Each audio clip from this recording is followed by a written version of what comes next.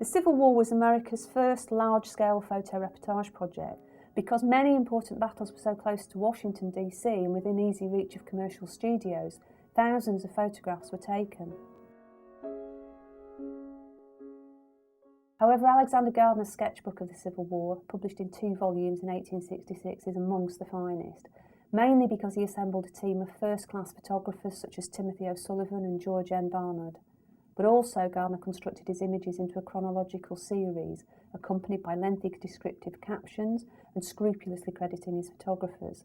And he actually created, if not the first, certainly a pioneering photo essay. Some of those original photographs are now preserved in the Getty Images archive. It was a massive undertaking, not least because of the technical restraints of the day. Working in the field from a mobile darkroom wagon, coating the plate, exposing it while the emulsion's still damp, and developing it all on the spot. Just one negative could take half an hour to shoot. Exposure times were up to 10 seconds and action scenes were impossible. We can see in this image of the battery wagon the telegraph operators have been very carefully posed. Unfortunately, this chap, stopping a moment as he wanders through the frame, has left a ghostly impression of himself.